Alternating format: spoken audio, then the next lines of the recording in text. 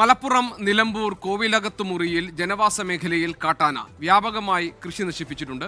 വനംവകുപ്പിന്റെ വൈദ്യുത വേലികൾ തകർത്താണ് കാട്ടാനകൾ ജനവാസ മേഖലയിൽ എത്തുന്നത്. കാട്ടാനയുടെ CCTV ദൃശ്യങ്ങൾ 24 ലഭിച്ചു.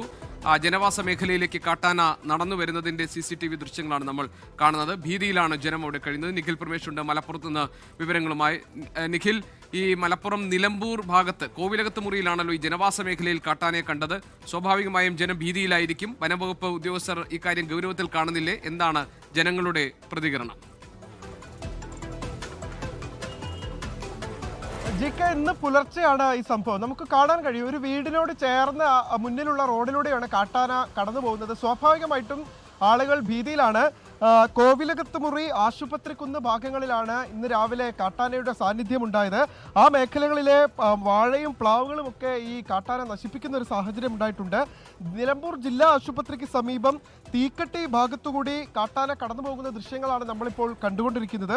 ഈ നിലമ്പൂർ ടൗണിനോട് ചേർന്ന് കിടക്കുന്ന കോവിലകത്തുമുറി, ആശുപത്രിക്കുന്ന് ഭാഗങ്ങളിൽ നേരത്തെയും കാട്ടാനയുടെ സാന്നിധ്യം സജീവമായുണ്ടായിരുന്നു. ഇവിടുത്തെ ജനവാസ മേഖലകളിലൊക്കെ എത്തി, കൃഷിയിടങ്ങളിലുമൊക്കെ എത്തി കൃഷി നശിപ്പിക്കുന്ന സാഹചര്യം നേരത്തെയും ഉണ്ടായിട്ടുണ്ട്. അതിപ്പോഴും തുടരുന്ന ഒരു കാഴ്ചയാണ് നമുക്ക് കാണാൻ കഴിയുന്നത്. ചാലിയാർ പുഴയുടെ മൊടവണ്ണക്കടവ് കടന്നാണ് ഈ കാട്ടാനകൾ ജനവാസ മേഖലയിലേക്ക് എത്തുന്നത് എന്നുള്ളതാണ് അവിടുത്തെ പ്രദേശവാസികളൊക്കെ പറയുന്ന കാര്യം.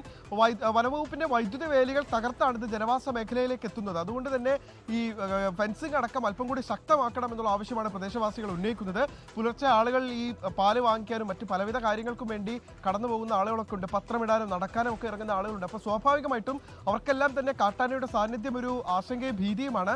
കഴിഞ്ഞ ദിവസം ഒരു മഴ പെയ്തപ്പോൾ ഇനിയിപ്പോൾ ജനവാസ മേഖലയിലേക്ക് വന്യമൃഗങ്ങൾ ഇറങ്ങില്ല എന്നാണ് കരുതിയത്. പക്ഷേ ഇപ്പോൾ വീണ്ടും ചൂടുകര തുടങ്ങുന്നതിനനുസരിച്ച് കാട്ടാനയുടെ സാന്നിധ്യം വീണ്ടും ജനവാസ മേഖലയിലേക്ക് എത്തുന്നത് ആളുകൾ. നിലമ്പൂരിൽ ഈ ജനവാസ മേഖലയിലെ കാട്ടാനകളുടെ സാന്നിധ്യം സ്വാഭാവികമായിട്ടും അവിടുത്തെ ജനങ്ങളെ ഭീതിയിലാഴ്ത്തിയിട്ടുണ്ട്.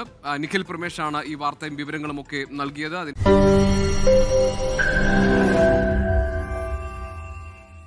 ലോകത്തെവിടെയായാലും ഏത് സമയത്തും 24 വാർത്തകളും ഓഗ്മെന്റഡ് റിയാലിറ്റി പാക്കേജുകളും എക്സ്പ്ലെയിനറുകളും വിശദമായി കാണാൻ ഞങ്ങളുടെ YouTube ചാനൽ നിങ്ങൾക്ക് സബ്സ്ക്രൈബ് ചെയ്യാം.